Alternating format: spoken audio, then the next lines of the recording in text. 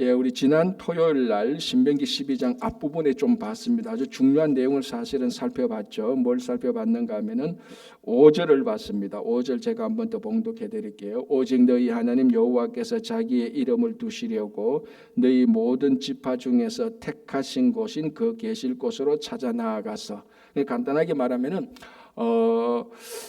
가나안 땅에 들어가서는 아무 곳에서나 예배 드리지 말고 하나님께서 택하신 그곳에서 예배를 드리라, 이렇게 그 장소를 택한 장소를 정해 놓습니다. 이제 이 장소가 나중에 예루살렘이 되고 거기서 성전을 세우면 이제 그게 예루살렘 성전이 되고, 그래서 공식적인 모든 절기의 행사는 다른 곳에서 예배 드리지 않고 이제 예루살렘 성전에서 성전 예배를 드리죠. 그게 이제 그 절기 때 가장 대표적으로 우리 3대 절기 때 뭐 유월절이나 그리고 오순절이나 초막절이나 이런 절기는 뭐 다른 지방 성소에서 예배 드리는 건 인정 안 되고 그 하나님께서 택하신 거고 정하신 거고 예루살렘 성전에서 예배 드리게 되는 이제 시초죠. 이게 여기서부터 택하신 곳에 너희들이 가나안 땅에 들어가면 택하신 그곳에서 예배를 드려라, 이제 그건데, 이 12장에서 이것이 가장 중요한 내용이죠. 이게 6번 반복되는데 잠깐 한번 보겠습니다. 5장 나왔고 11절 한번 보겠습니다. 11절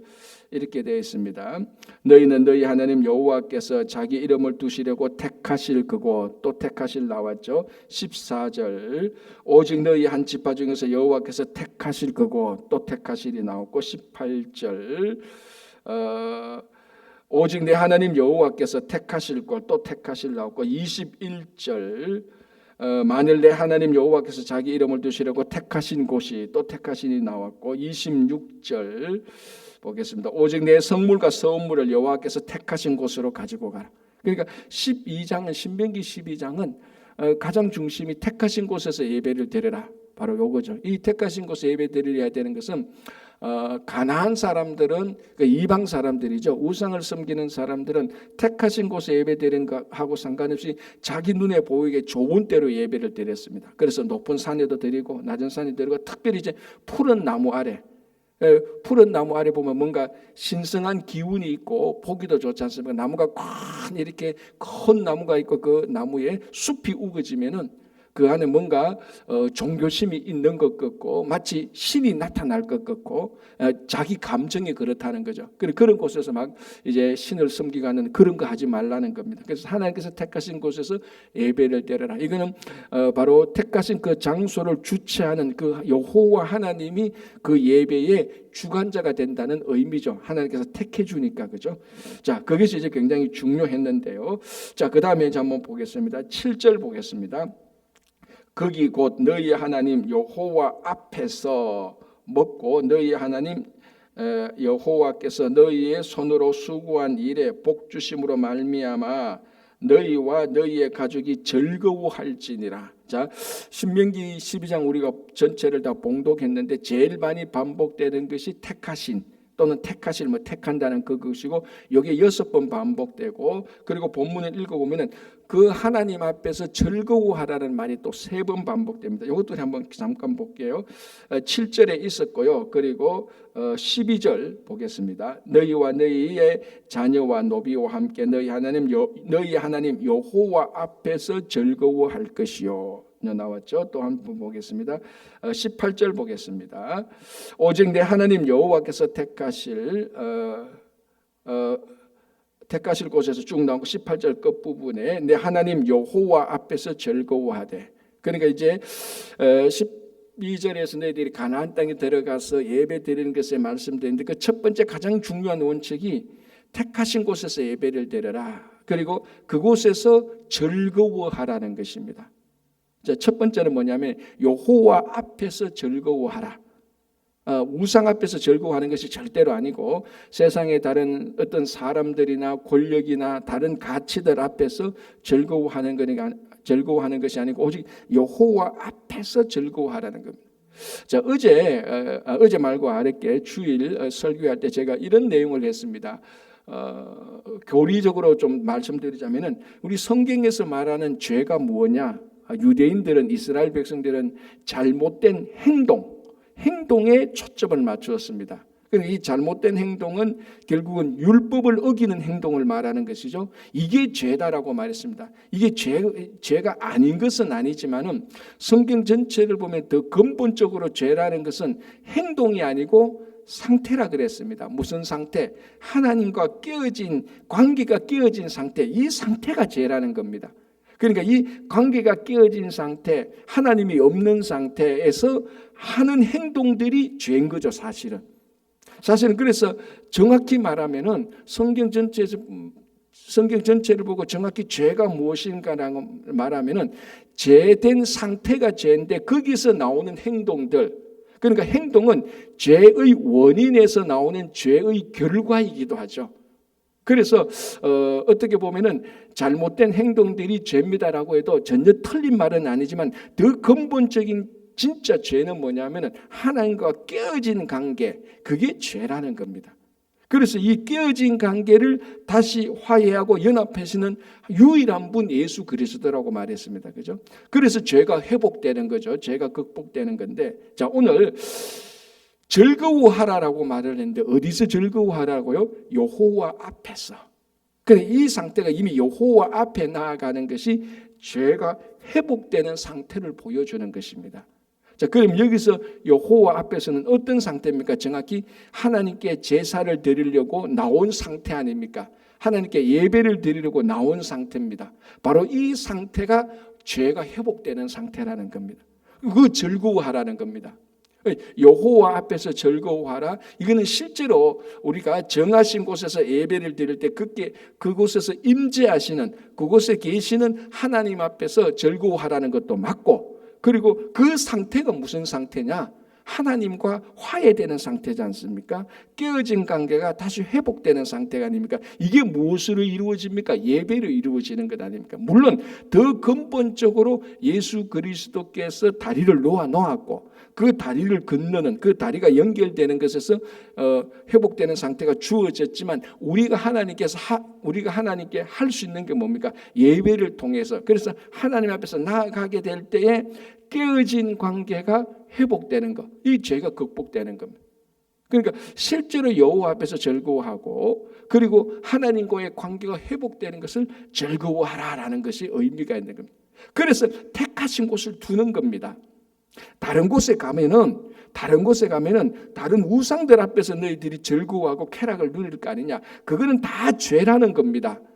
그죠? 왜냐하면은 이 죄는 하나님과 떨어진 게 다 죄인데, 우상 앞에 가본들 다 하나님과 깨어진 관계 아닙니까? 그곳에서 아무리 가본들 그곳에서는 회복이 없고, 그곳에서는 그러니까 죄가 극복되지 않는 것이죠. 쉽게 말하면 이겁니다. 우상 앞에 가서 절을 하면서 착한 일을 한다? 하나님께서 보실 때는 그거 다 죄입니다. 왜? 하나님과 관계가 회복되지 않았거든요. 우상을 섬기면서 착한 일을 한다? 사람들이 볼 때는 그래도 착한 사람이요 말을 할 수 있겠지만 하나님의 눈으로 볼 때는 그게 죄라는 겁니다. 아까 만약에 행동에만 둔다면은 그래도 착한 행동이잖아요, 죄가 아니잖아요 하고 말할 수 있겠지만은 죄가 행동이 아니고 상태니까, 하나님과 회복된 상태가 아닌 것에서 나온 행동들, 하나님께서는 그것을 죄라고 보는 겁니다. 그래서 우리가 예수 그리스도를 믿고 구원을 얻는 것이 가장 중요한 것이죠. 그래서 오늘도 보면은 그래서 택하신 곳, 이곳 택하신 곳에 거기서 그곳에 하나님께서 임재하시겠다는 표시죠. 그래서 그곳에 나왔을 때 하나님과 깨어진 관계가 회복되는 것, 그것을 즐거워하라는 것입니다. 그래서 제가 늘 말씀드리지만 근본적으로 예수 믿고 하나님을 믿는 신앙이 있는 사람은 늘 하나님 앞에 나오는 것, 여호와 앞에 나와서 예배 드리는 것이 늘 즐거운 겁니다. 그게 근본적으로. 그래서 우리가 정해진 시간에, 정해진 장소에, 정해진 곳에, 정해진 사람들, 예배 공동체가 함께 모여서 예배 드릴 때는 예배 그 자체가 즐겁고 좋은 거예요. 그래서 많은 성도들이 찬송가가 참 오늘 찬송가 참 좋은 거 불러서 오늘 예배가 은혜롭다, 오늘 설교가 참 은혜로워서 예배롭다, 이 말도 다 맞지만은 근본적으로는 찬송가가 좀 어려워도, 오늘 설교가 좀 딱딱해도, 좀 길었다 할지라도, 내가 좋아하는 설교가 아니다 할지라도 이런 건 두 번째예요. 그런 것에도 불구하고 예배 그 자체가 즐거운 겁니다. 부모하고 자식 간의 관계 보면 부모가 자식한테 좀 잘 못해줘도 여전히 부모는 부모예요. 그러니까 이 좀 부모가 좀 이 자식이 부모가 원하는 거 좀 안 해줘도 다른 사람 그 다른 그러니까 이웃집 엄마 앞에 이웃집 아줌마나 아저씨 앞에 가는 것보다 엄마가 좀 안 해줘도 자기 엄마 자기 아버지 앞에 왔을 때 그게 가족이 화해되는 거하고 연합되는 거하고 똑같은 것하고 마찬가지입니다. 그래서 오늘 택하신 곳에서 너희들이 여호와 앞에 나와서 즐거워하라. 이게 가장 본질적인 즐거움이죠, 그죠? 자, 또 하나 이 즐거워하는 것이 참 중요한 의미가 있는데요. 여기 보면은 7절에 보면은 너희와 7절 끝부분에 너희와 너희의 가족이 즐거워할지라. 그리고 자, 또 볼게요. 12절 끝부분에 볼게요. 12절 12절을 그냥 볼게요. 너희와 너희의 자녀와 노비와 함께. 자, 이건 다 가족 단위죠. 너희 하나님 여호와 앞에서 즐거워할 것이요 내 성중에 있는 레위인가도 그리할지라. 레위인가도 그리할지라는 겁니다. 레위인가도 어떻게 하라고요? 즐거워하라는 겁니다. 그러니까 여러분 특별히 구약 성경은요, 신약 성경도 마찬가지입니다. 성경 전체가 신앙은 혼자 즐거워하는 것에서 완성되지 않습니다. 함께 즐거워하는 겁니다. 내 혼자 하나님과의 관계에서 즐거워하는 것 여기에서 출발하지만은 여기에서 완성되는 게 신앙이 아닙니다. 신앙은 우리에게 주어진 공동체와 함께 즐거워하는 겁니다. 이 함께 즐거워하게 될 때에 성숙함이 있는 거죠.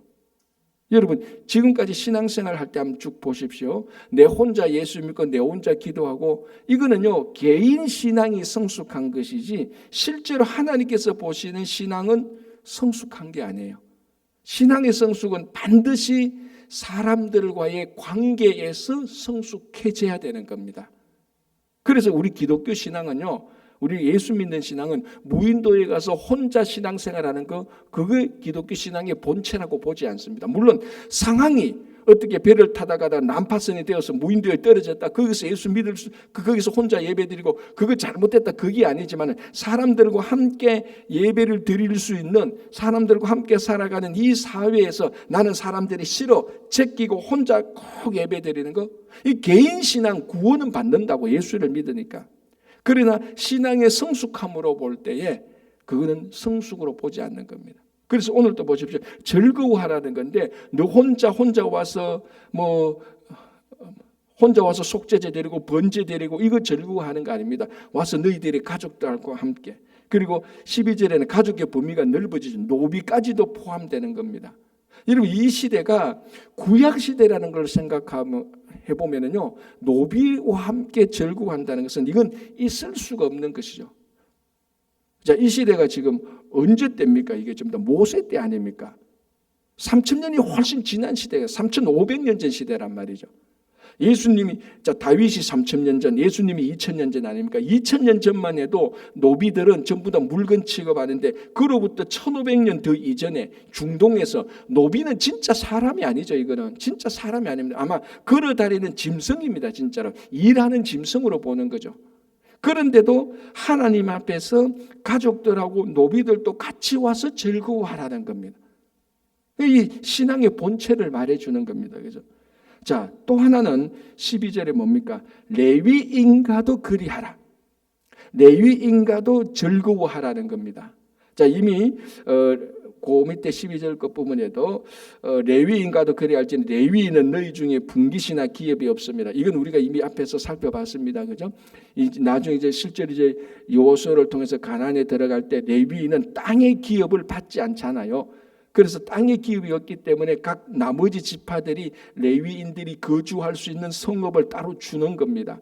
그래서 레위인은 땅의 기업이 없기 때문에 땅의 일을 하지 않습니다. 그래서 하나님의 일을 전적으로 하게 되죠. 그래서 가나안에 들어서 레위인들에게 기업을 주고 레위인들에게 성읍을 주고 또 레위인이 살 수 있는 그 곡식이나 이런 것들을 다 준단 말이죠. 이건 이미 우리가 몇 번 살펴봤습니다. 자, 그런데 오늘 또 중요한 것은 하나님 앞에 제사를 드리고 여호와 앞에서 즐거워할 때 너희 가족들과 함께 즐거워하고 노비들도 포함시키라. 그리고 누구와도 함께 하라고요? 레위인과도 함께 하라는 것입니다. 레위인들에게는 그냥 그러니까 여러분들이 기업이네요. 여러분들이 기업이 없지요. 우리가 성읍 줄게요. 그 먹을 양식이 없죠. 자, 여기에 먹을 양식이 있습니다. 이렇게 하고 끝나는 것이 아니고 함께 즐거워할 때도 레위인과도 함께 즐거워하라는 것입니다. 자, 그러니까 이게 계속 이렇게 단위를 보면은 자기들이 살고 있는 하나님께서 정해준 그 공동체 안에서 함께 즐거워하는데 빼야 될 사람은 아무도 없습니다. 다 함께 즐거워해야 되는 겁니다. 그렇죠? 그러니까 이런 것들이 참된 공동체고 오늘날 참된 교회의 모습이 되는 겁니다. 그렇죠? 자, 이제 보겠습니다. 8절 보겠습니다. 우리가 오늘 여기에서는 각기 소견대로 하였거니와 너희가 거기에서는 그렇게 하지 말지라. 자, 여기서 소견대로 했다는 것은 히브리어 원뜻이 뭔가 하면요, 눈에 보이는 좋은 대로였다는 말입니다. 원래 히브리어 때는. 자, 그러면 이렇게 됩니다. 오늘 8절에 우리가 오늘 여기에서는 각기 소견대로 하였거니와. 여기 뭡니까? 광야죠. 광야에서 눈에 보이는 좋은 대로 많이 했잖아요. 그래서 금송아지 우상도 숨겨놓고 눈에 보이니까 좋으니까, 애굽에서 본 대로 좋으니까 금송아지를 섬겼단 말이죠. 그래서 눈에 보여서 물이 없으면 또 불평을 했단 말이죠. 그래서 소견에 눈에 보이는 대로. 그런데 너희들이 여기서는 비록 그렇게 했다 할지라도 이제 좀 훈련을 받았지 않느냐. 그런데 가나안에 들어가서 약속의 땅에 들어가서는 눈에 보이는 좋은 대로 해서는 안 된다라는 것입니다. 이걸 지금 뭘 염두에 두고 이렇게 말씀하시는 것 같죠? 우상을 섬기는 것, 형상을 만들지 말라 그랬는데 가나안에 들어가면은 각종 우상의 종류대로 형상들이 다 있습니다. 그런데 여호와 하나님을 섬기는 이스라엘 백성들은 형상이 없지 않습니까? 그런데 사람이라는 것은 견물생심이라고 눈에 딱 보이면은 그것도 마음에 보이면은 마음이 솔솔 흘러가잖아요. 지금 그걸 염두에 두고 있습니다. 너희들이 가나안에 들어가면은 눈에 보이는 많은 그럴듯한 형상을 가진 우상들이 있는데 눈에 보이는 들이 나는 이 우상을 보니까, 이 신상을 보니까 굉장히 매력적이야. 내 마음에 쏙 끌리는데 나는 그럼 이 신상을 한번 섬겨봐. 눈에 보여서 좋은 대로 하지 말라는 겁니다. 그 어떤 신들의 형상이 다 좋아 보인더라도 다 제거하라. 너희들이 이 광야에서는 좀 그렇게 했지만은 가나안에 들어가서는 그렇게 하자. 그래서 너희들은 어떤 것이라도 형상을 만들지 말라 그랬습니다. 자, 그러면 왜 형상을 만들지 말라? 그건 우리가 앞에서 봤죠. 형상을 만들면 사람들은 그 형상에 딱 고정됩니다. 형상에 딱 제한되죠. 그러나 여호와 하나님은 형상에 제한되는 분이 아닙니다. 그렇죠? 그래서 무한한 하나님, 영원하신 하나님이 사람을 형상으로 만들면은 무한하신 하나님을 유한하신 하나님으로 제한시키니까 형상을 만들지 말라 그랬는데 가나안에 들어가면은 멋지고 예쁘고 매력적인 형상이 있으니까 거기에 또 유혹되지 말라 이렇게 말하는 겁니다. 그렇죠? 그걸 미리 강력하게 말하는 겁니다. 8절 다시 볼게요. 우리가 오늘 여기에서는 각기 소견대로 하였거니와 너희가 거기에서는 그렇게 하지 말지니라. 계속해서 경고를 주는 겁니다. 그죠? 자, 9절 10절 보면은 이렇게 됐습니다. 9절에서는 다시 볼게요. 너희가 너희 하나님 여호와께서 주시는 안식과 기업에 아직은 이르지 못하였거니와. 그렇죠, 맞죠, 그죠? 아직 가나안 약속의 땅에 들어가시니까 기업도 받지 못했고 안식도 누리지 못했습니다. 그러나 10절에 너희가 요단을 건너 너희 하나님 여호와께서 너희에게 기업으로 주시는 땅에서 거주하게 될 때 여호와께서 너희에게 너희 주위의 모든 대적을 이기게 하시고 너희에게 안식을 주사 너희를 평안하고 평안히 거주하게 하실 때. 그러니까 광야와 약속의 땅에 근본적인 차이가 있죠. 뭡니까? 광야는 아무리 좋아도 기업이 아니에요. 광야가 아무리 멋지고 어드벤처 모험을 해도 거기에는 안식이 없습니다. 약속의 땅에 안식과 기업이 있는 겁니다. 그래서 우리가 결국은 뭡니까? 이 땅을 우리가 강야로 본다면 결국 우리의 영원한 안식과 영원한 기업은 진짜 하늘에 있는 겁니다. 그죠? 그걸 믿는 게 신앙 아닙니까? 영적인 것을 믿는 게 신앙 아닙니까?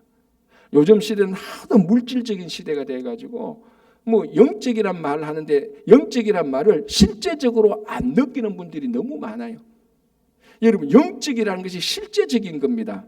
참 이게 말이 어떻게 보면 좀 그 모순 같은데 진짜 세상 사람들은 영적인 것이 실제적인 것으로 안 믿는 사람들이 세상 사람들이죠. 그러나 우리 성도는 영적인 것이 실제적인 것을 믿는 사람들입니다. 그래서 우리의 영원한 안식과 영원한 기업은 영원한 하나님 나라에 있는 거예요. 그게 우리 이제 소망이죠. 자, 그런데 이스라엘 백성들에게 실제적인 삶 속에는 뭡니까? 이 광야에는 안식과 기업이 없었다. 그러나 하나님께서 약속하신 땅에 갔을 때는 안식과 기업이 있을 것이다. 어떤 방법을 써서 여기 나오죠. 10절에 하나님께서 너희 주위의 모든 대적을 다 물리쳐 주실 것이다. 자, 여기서 이제 대적이라는 것은 단순히 이방 민족들만 말하는 것이 아니죠. 물론 이방 민족들이 우선적이지만은 질병들, 사고들, 뭐 이 재앙들 이런 것까지도 다 포함되는 겁니다. 그렇게 보면은 이 말씀이 참 우리들에게도 큰 힘이 되는 거예요. 우리가 물론 영원한 안식과 영원한 기업은 영원한 하나님 나라에 가서 우리가 다 누리지만 이 땅에서도 그 영원한 나라의 삶을 살고 있지 않습니까? 부족하지만 완전하지는 않지만은 깨어지고 미완성 부분이 있지만 우리가 예수 그리스도를 믿고 살아가는 삶 자체가 벌써 영원한 안식과 영원한 기업을 이 땅에서 누리기 시작하는 겁니다. 완성은 하나님 나라에서 가지만 이루어지지만 그래서 우리가 영원한 안식과 영원한 기업을 누리는 순간부터 하나님께서 이걸 누릴 수 있도록 우리들의 대적을 물리쳐 주시는 겁니다. 그런데 우리가 그걸 잘 못 느껴서 그렇죠. 제가 가끔 이런 말씀 드리지 않습니까? 우리에게 일어난 일도 참 복이지만 일어나지 않는 일도 엄청난 복입니다. 그렇지 않습니까, 여러분? 하나님께서 우리에게 주신 것도 엄청난 복이죠. 그런데 많은 성도들이 모르고 있는 것은 일어나지 않는 일에 대해서 엄청난 복이라는 것을 생각을 안 합니다. 진짜로 나쁜 일이 안 일어났기 때문에 오늘도 이렇게 있는 겁니다. 하나님께서 다 막아주셨기 때문에. 다 막아주셨기. 그런데 그건 우리는 몰라요. 하나님께서 우리 모르는 사이에 다 막아주셨기 때문에. 그러나 진짜 영적으로 성숙한 사람은 내가 오늘 이렇게 살고 있는 게 너무나 큰 은혜구나. 하나님께서 실제적으로 그래서 제가 이렇게 말씀드리죠. 오늘 여러분들이 집에서 새벽기도 나올 때 운전해가 나오거나 걸어 나올 때 하나님께서 막아주셨기 때문에 여기까지 또 오신 거예요. 어제 하루 살아가는데도 어제 직장 생활 살아가는데 하나님께서 다 막아주셨기 때문에 우리들이 온전한 겁니다. 하나님께서 그 막는 것을 손 놓아버리면은 우리는 지금까지 살아올 수도 없었던 거죠, 사실은. 그런데 우리는 내게 일어난 것만 자꾸 보고 그것만 감사하는 건데 일어나지 않는 일들 그걸 보는 게 진짜 또 신앙 아닙니까, 그죠? 그거에 대한 감사는 별로 없다고요. 그래서 우리에게 일어나지 않는 일들 하나님께서 대적들을 다 물리쳐 주신 일이 얼마나 많은지 모릅니다. 어쩌면 이럴 수 있겠죠. 하나님 나라 가서 우리가 카운트해 볼 수 있겠죠. 하나님께서 내게 주신 복 한번 카운트해 봅시다.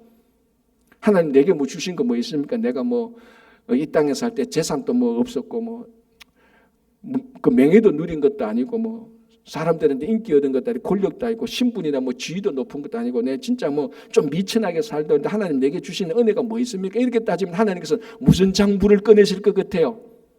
내가 늘 지켜준 너의 대적들을 물리친 장부를 꺼내보면은 엄청나게 많을 수 있을 거라고. 엄청나게. 그걸 우리는 모르고 있다고 지금. 내게 준 것 요 장부 딱 보고 요거 몇 개 안 되네.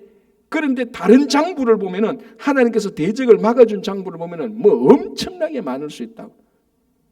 그래서 우리에게 기업과 안식을 주시는 것은 우리들의 대적을 막아주죠. 오늘도 하루 살아갈 때 하나님께서 많은 대적들을 막아주실 것입니다.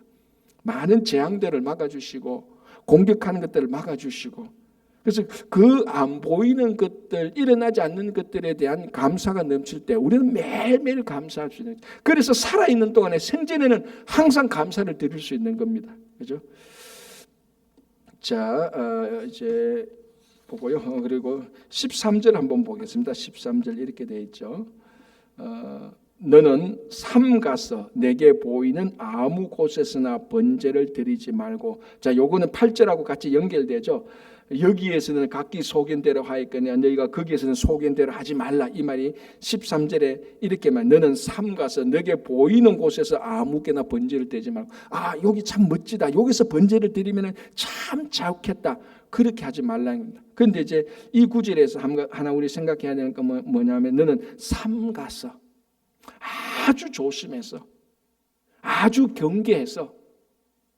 그러니까 이 말이 계속해서 반복되는 건데, 너희들이 지금 하나님은 어떤 마음인가 하면, 이 이스라엘 백성들이 저 약속의 땅에 들어가면 저 우상을 섬기는 우글우글한 것들이 있는데, 처음에는 우리 우상 안 섬겨라고 말할 거겠지만 10년 살고 20년 살고 30년 살고 자녀들 세대 가면은 급격하게 동화되어 가지고 자기 마음에 좋은 대로 가서 매력 있는 곳에 가서 그 신을 섬기고 그 세상에 막 동화될 건데, 그게 하나님의 간절한 염려입니다. 이스라엘 백성들이. 그래서 계속해서 했던 말을 이렇게도 말하고 저렇게도 말하는 거죠. 그래서 오늘 13절에는 너희들은 삼가서 경계해서 굉장히 주의해서 너에게 보이는 아무 곳에서나 그렇게 예배드리지 말라. 하나님께서 정한 곳에서 예배를 드려라. 이렇게 얘기를 하는 겁니다. 자, 15절을 한번 보겠습니다. 이렇게 되어 있습니다. 그러나 내 하나님 여호와께서 너에게 주신 복을 따라 그곳에서 복을 따라 각 성에서 내 마음에 원하는 대로 가축을 잡아 그 고기를 먹을 수 있나니 곧 정한 자나 부정한 자를 막론하고 노루나 사슴을 먹는 것 같이 먹으려니와 오직 그 피는 먹지 말고 물같이 땅에 쏟을 것입니다. 자, 이게 뭔가 하면 14절하고 15절에 이제 내용이 사실은 구분됩니다. 14절까지는 핵심이 뭔가 하면 택하신 곳에서 짐승을 잡아서 거기서 제사를 드려라. 그곳이 나중에 예루살렘이 되는 것이죠. 그리고 15절부터는 뭘 지금 내용이 어떻게 바뀌는가 하면 15절부터는 하나님께 제사를 드릴 때 고기를 잡는 그 내용이 아니고 15절을 볼 때는 자기들의 일상 속에서 고기를 잡아서 먹는 육식을 해야 될 때가 있지 않습니까? 그죠? 이스라엘 백성들도 육식을 한단 말이죠. 육식을 할 때 고기를 잡을 때 규정입니다. 15절부터는. 그러니까 14절하고 15절부터는 15절까지는 하나님께 예배 드릴 때 짐승을 잡아서 그 짐승을 통해서 예배 드리는 규정이고, 15절부터는 일상생활 속에서 우리들도 고기를 먹어야 되겠다, 그래서 짐승을 잡아야 되겠다 할 때 그 규례입니다. 자, 그러면은 나중에 약속의 땅에 들어가면 이스라엘 백성들이 각 지파대로 분배된 땅에서 다 살지 않습니까? 예루살렘 정한 곳은 있고, 그러면은 제사를 드릴 때는 예루살렘 성전에서 드릴 수 있지만 일상적에서 고기를 먹고 싶을 때 고기를 잡을 때 이거 예루살렘까지 가야 됩니까? 안 돼. 자기 있는 곳에서 해야 되지 않습니까? 그죠? 상식적으로 생각을 해보세요. 야, 우리 다음 달에 고기 한번 먹자. 그럼 예루살렘에서 가서 잡아와야 됩니까? 그거는 너무 난센스 아닙니까? 거기에 대해서 얘기를 하는 겁니다. 자, 보십시오. 15절에 그러나, 그러니까 번제로 여러 제사로 드리는 것이 아니고 다른 것은, 이 말이죠. 내 하나님 여호와께서 너에게 주신 복을 따라, 하나님께서 너희들에게 은혜를 주신 대로, 그 고기를 주신 대로 그 복을 따라서 각 성에서 너 마음에 원하는 대로 가축을 잡아. 어디가 나오죠? 택하신 곳이 아니고 어디에서? 각 성에서, 너희들이 다 분배된 그 땅에서 너희들이 하나님께 주신 복을 따라 너희들이 마음대로 고기를 잡아 먹으라는 겁니다. 일상 속에서 육식을 먹고 하는 것은 우리들이 사는 삶의 장소에서 고기를 잡아서 먹는 겁니다. 이 하나님께 제사 드리는 거하고 다른 거죠. 그래서 이걸 좀 우리가 생각 없이 읽으면 좀 혼돈이 될 수 있어서 제가 설명을 따로 드리는 겁니다. 자, 이때조차도, 그러니까 일상으로 육식을 할 때조차도 금지하는 명령이 하나 있습니다. 짐승을 잡아서 제사 드릴 때도 똑같이 금지하는 명령. 그게 뭡니까? 피. 16절. 오직 그 피는 먹지 말고 물같이 땅에 쏟을 것이며. 자, 우리가 레위기 때 제사 드리는 거 복잡하게 많이 봤지 않습니까? 뭐 다른 거 다 기억 안 나도 피는 먹어서는 안 된다는 건 기억나죠. 그건 기억납니다. 왜? 피에 생명이 있다고 하나님께서 인정하고, 그리고 사실은 지금도 사실은 뭐 피 없으면 사람들이 못 사는 것 아닙니까, 그죠? 그래서 그 피는 먹지 말고, 그 제사를 드릴 때나 일상에서 먹을 때나 피는 먹지 말고. 왜? 생명이다. 이거는 생명은 어떤 경우에서든지 너희들이 터치하지 말라. 일상에서 살아가는 것이나 하나님께 예배를 드리시나 또 그 규례와 장소와 케이스는 다 다르더라도 생명이라는 것은 똑같다. 그래서 이 세상에서 어떤 경우에도 제일 중요한 게 생명 아닙니까, 그죠? 그래서 생명은 지킨다라는 것을 얘기해 주는 겁니다. 자, 이 내용들이 이제 15절에서 28절까지 계속해서 반복되는 건데, 22절 한번 볼게요. 정한 자나 부정한 자를 막론하고 노루나 사슴을 먹는 것 같이 먹을 수 있다. 그러니까 일상 속에서 고기를 먹는 자는 정한 자나 부정한 자나 가리지 말라는 겁니다. 우리 뭐 레위기에서 많은 이 정함과 부정함에 대한 구별이 참 많았습니다, 그죠? 나병에 걸리면 부정한 자가 돼서 집 밖에 나가야 되고 뭐 이런 규정들이 많은데, 일상에서 고기를 먹고 음식을 먹는 것은 정한 자나 부정한 자나 똑같다. 이거하고 똑같죠. 그러니까 어떤 경우가 아니면 일상에서 하나님께서 햇빛을 내려줄 때는 정한 자나 부정한 자에게 똑같이 햇빛을 내려줍니다. 너는 부정한 자니까 햇빛 못 받아. 그게 아니죠. 비가 내릴 때도 정한 자나 부정한 자에게 똑같이 비를 내려주는 거하고 똑같은 그런 은혜를 말하고 있는 겁니다.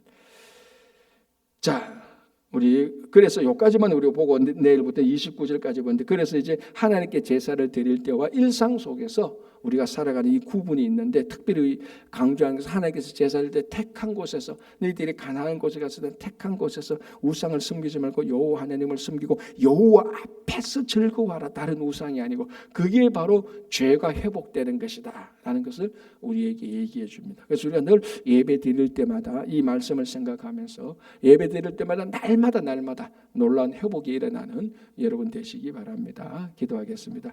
하나님 아버지, 감사합니다. 오늘도 하루를 시작하면서 주님의 말씀과 함께 시작합니다. 주님, 오늘도 이곳에서 기도드리고 또 일상 속으로 들어가게 됩니다. 일상 속에서나 우리 예배드리는 속에서나 하나님께서 우리 모든 대적을 막아주시옵소서. 오늘도 살아갈 때 우리에게 닥치는 모든 대적들, 사람이나 질병이나 재앙이나 사고나 그 모든 것들을 하나님께서 막아주셔서 온전히 하나님 앞에서 즐거워하는 하루가 되게 하여 주시옵소서. 주님, 지난 기간 동안에 우리 중고등부 수련회와 또 여름 성경학교 잘 마칠 수 있도록 은혜 주심 감사하며, 또 이번 주 돌아오는 주 성경 퀴즈 대회를 합니다. 각 교구들이 함께 모여서 말씀을 중심으로 교제하게 하시고 또 이 말씀을 듣고 새겨서 말씀을 행하는 우리 성도들 되게 하여 주시옵소서. 주님, 오늘도 우리 자녀들 살펴주시고 우리 어르신들, 특별히 수술을 준비하고 있는 분들, 또 수술을 하고 난 다음에 회복하고 있는 분들, 또 병상에 있거나